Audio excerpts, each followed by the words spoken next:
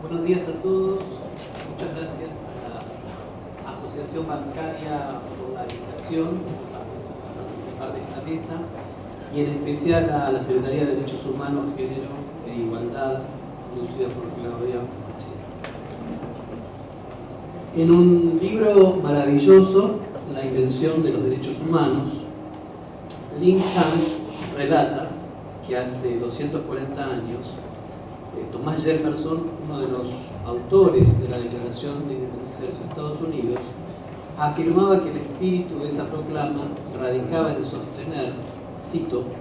como evidentes estas verdades, que todos los hombres son creados iguales, independientes, y que esta creación, que de esa creación reciben derechos inherentes, inalterables, entre los cuales están el derecho a la vida, la libertad y la búsqueda de la felicidad. Hunt destaca que esta fórmula se reitera en la Declaración de los Derechos del Hombre y del Ciudadano francesa, en cuya elaboración participó Jefferson y el Marqués de Lafayette. Y se pregunta qué procesos hicieron posible que un propietario de esclavos, Jefferson, y un aristócrata, Lafayette, creyeran a finales del siglo XVIII que había derechos que eran una evidencia de sentido común, derechos como evidentes estas verdades, que todos los hombres son creados iguales. ¿Cómo es que un propietario de esclavos o un aristócrata podían pensar eso y plasmarlo en documentos que van a fundar un nuevo orden político? Kant responde a esta pregunta a lo largo de su libro y muestra cómo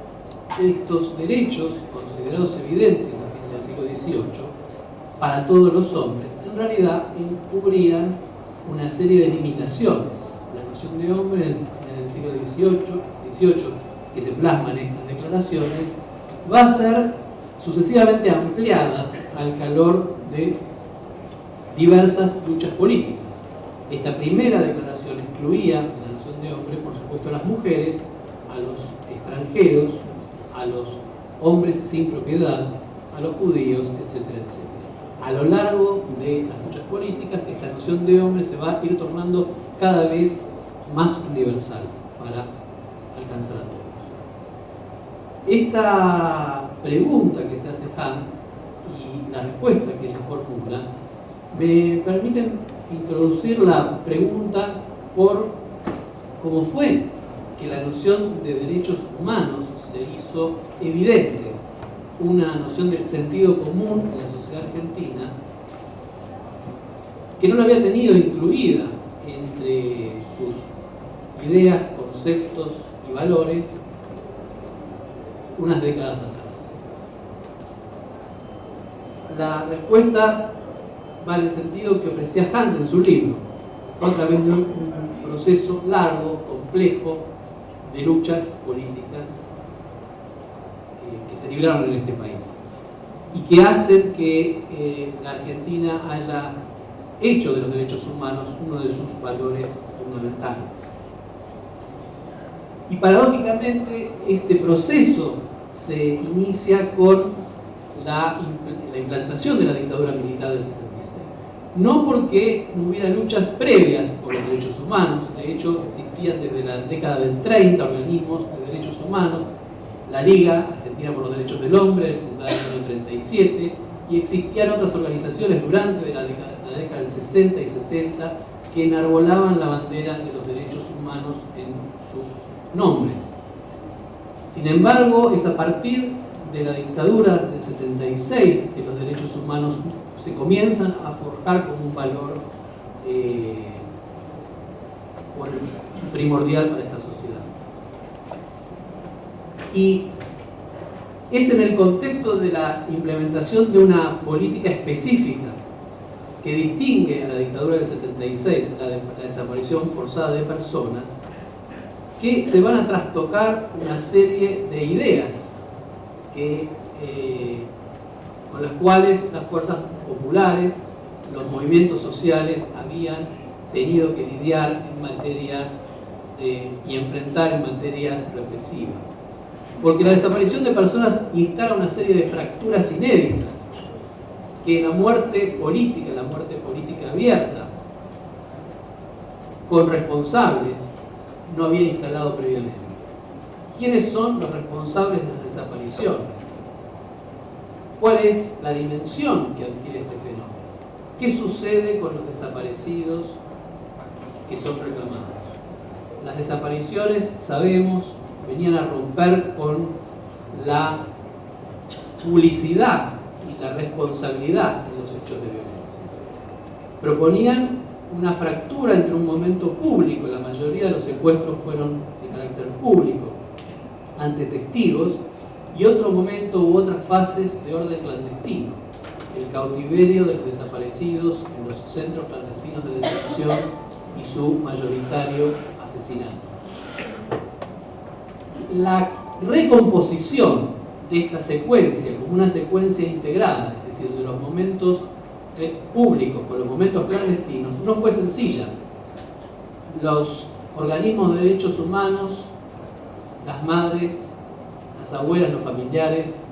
enfrentaron este silencio, esta negación de responsabilidad de parte de la dictadura que buscaba fundar un crimen sin huellas, sin responsables, sin cuerpo de delito, y empezaron a tomar conciencia lentamente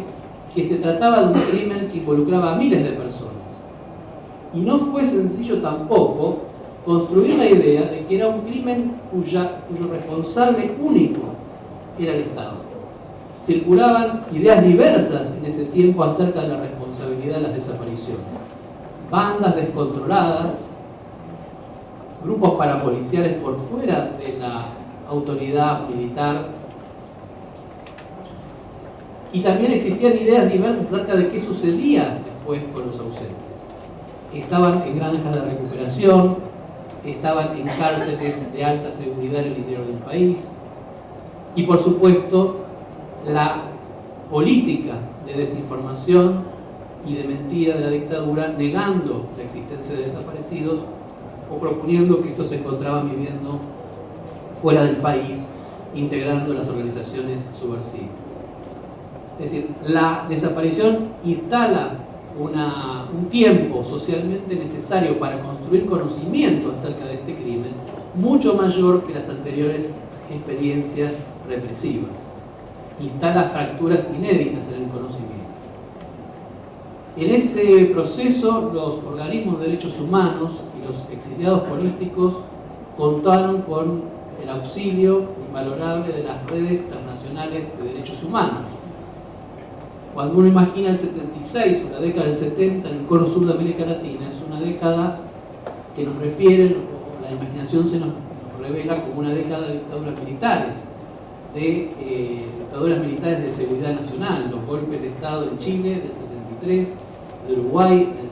73, en Brasil en la década del 60-64, en Argentina en el 76, en un proceso represivo que ya se inicia a fines del año 73 y mucho más marcadamente a partir de julio del 74. Es decir, es un escenario de seguridad nacional. Sin embargo, en paralelo, fundamentalmente en el mundo occidental, en Estados Unidos y Europa, se asistía a una verdadera explosión del movimiento de los derechos humanos. Estas organizaciones, estas redes transnacionales, las más conocidas quizás en el ámbito internacional, se habían ido configurando en función de diversos activismos por los derechos civiles, por los derechos de las mujeres, contra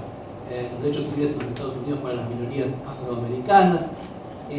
contra el apartheid en Sudáfrica, contra la guerra nuclear, por el desarme,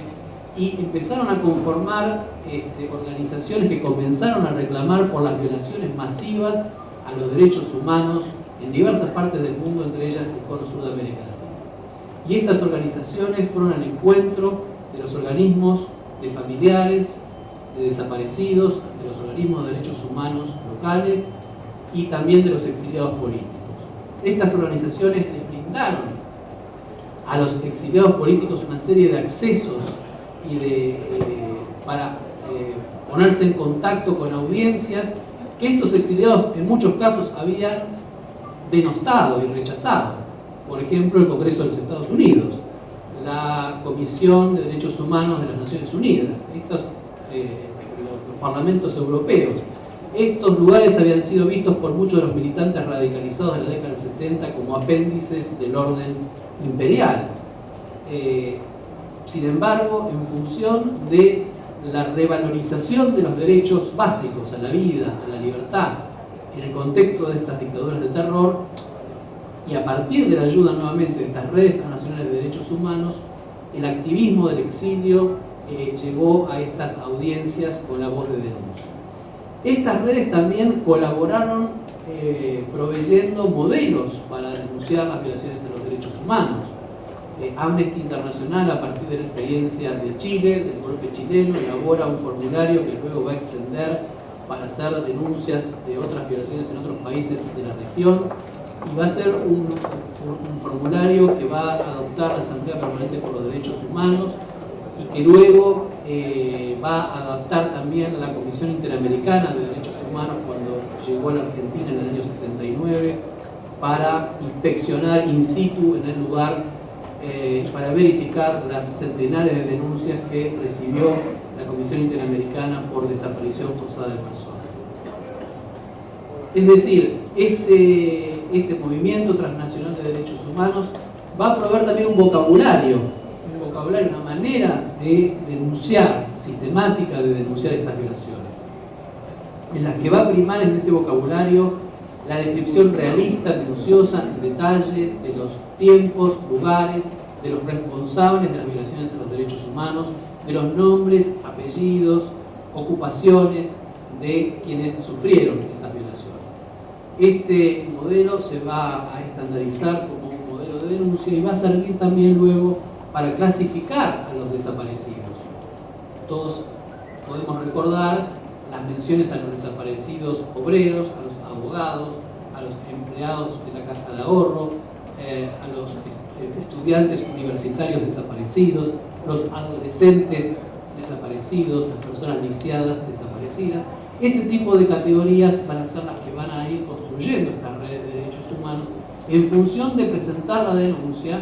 ante estos ámbitos que mencionaba antes, pero también de dirigir las audiencias amplias, que debían ser conmovidas y que debían ser rescatadas en la empatía ante el dolor y ante la evidencia del dolor que sufrían personas pertenecientes a la misma especie, la especie humana. Es decir, se privilegiaban estos datos por sobre las militancias y los compromisos políticos de los reclamados. Este movimiento va a ir creciendo en significado, pero sin embargo la dictadura militar, hay que reconocer, tuvo la capacidad de neutralizar en buena medida estos esfuerzos internacionales y nacionales en la lucha de la denuncia por los crímenes. Y es recién luego de la guerra de Malvinas, de la derrota en Malvinas, que se va a abrir un nuevo escenario político donde el movimiento de derechos humanos va a adquirir una nueva autoridad, fruto de ser el actor que ya venía denunciando la mentira oficial en otros campos, mentira oficial que ahora se revelaba también para otros segmentos de la población en materia de la información que había suministrado la dictadura durante la guerra acerca del curso de la guerra. Y en esa transición política el movimiento de derechos humanos va a ir construyendo una nueva demanda que se va a sumar a la demanda de verdad que había sido dominante durante la dictadura, la verdad sobre la aparición con vida, vivos o muertos, queremos que nos digan la verdad, es la primera solicitada del año 77 de familiares de desaparecidos. A esa demanda de verdad que va a recorrer toda la lucha durante la dictadura se va a sumar la demanda de justicia. La consigna de juicio y castigo a todos los culpables emerge en el año 82, en octubre del 82, en la Marcha por la Vida, como una de las consignas centrales del movimiento de derechos humanos. Y en esa transición de lucha por la verdad y la justicia, la Argentina, abierta por la derrota en Malvinas, se va a producir un hecho singular que distingue también al proceso de democratización a la Argentina, y es el proceso de democratización que tiene la Argentina, una transición sin pacto. A diferencia de Uruguay, a diferencia de Chile, la transición argentina no va a ser una transición no pactada. La dictadura no tiene condiciones políticas de imposición a la dirigencia de una amnistía y por eso debe declararla un mes antes de los comicios. Y se va a dar otra singularidad, que es la victoria de un candidato que había propuesto ya durante la campaña electoral realizar algún tipo de justicia respecto a las violaciones a los derechos humanos. Era una justicia que imaginaba limitada a las cúpulas militares, especialmente a las juntas militares, a personajes centrales de la represión, pero que sin embargo contrastaba con políticas que proponían otros candidatos que preferían respetar, como se había hecho hasta entonces, la legislación de facto, en este caso la ley de amnistía. Los gobiernos democráticos que arribaban tomaban como válida, legitimaban la legislación hecha bajo dictaduras. Un mes antes de las elecciones, cuando se dicta esa ley de amnistía, el grupo asesor de Alfonsín mismo dice: vamos a derogarla por inmoral e inconstitucional. Es una ley dictada por quienes se van a beneficiar de ella. Los que la dictan, la Junta Militar, son quienes pretenden beneficiarse de ella, entonces es insalvablemente nula éticamente. Y es uno de los primeros casos, sino el primero, de derogación de una ley dictada por un gobierno de facto. Y esta victoria de Alfonsín va a posibilitar la concreción de dos políticas, de dos instancias centrales en el proceso de construcción de verdad y justicia. Una es la creación de la CONADEP, que va a investigar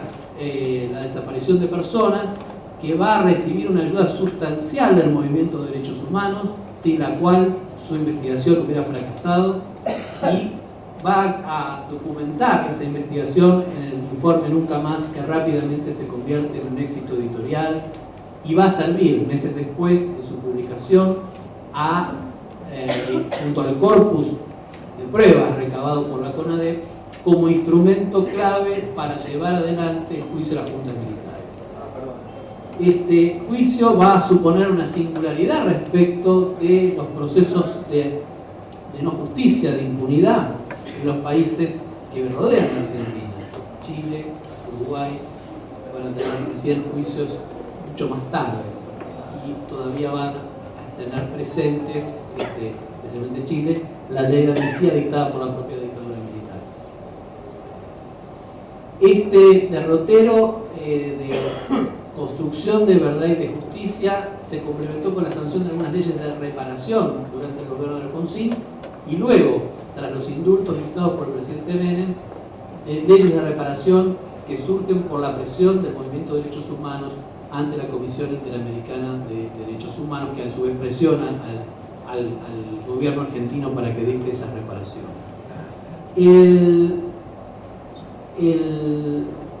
El indulto va a crear una nueva etapa en esta lucha por los derechos humanos. Va a ser una etapa asignada por el eclipse de la memoria, el relativo silencio de este pasado. Hay que recordar que los indultos de Menem se dictan en un contexto de fuertes transformaciones económicas, la apertura económica, la apertura del proceso de privatización, la hiperinflación, que desplazan las preocupaciones de la sociedad hacia otros asuntos, otros temas. Es decir, este eclipse de la memoria se sucede por el impacto que causa el indulto del movimiento de derechos humanos, pero también por el impacto de los procesos de transformación económica regresivos que está viviendo la Argentina a partir del año 89-90. Pero en ese contexto regresivo, de silencio, donde parece que están todas las puertas cerradas, el movimiento de derechos humanos logra reinstalar el tema, por un lado a través de esta sanción de leyes de reparación, pero sobre todo a partir de un proceso de establecimiento de nuevas alianzas, de alianzas intergeneracionales, con los hijos de desaparecidos, pero también con muchos jóvenes que se empiezan a preguntar a 20 años del golpe de Estado, qué sucedió en esos años, quiénes son los personajes de los cuales intervinieron, quiénes fueron sus protagonistas,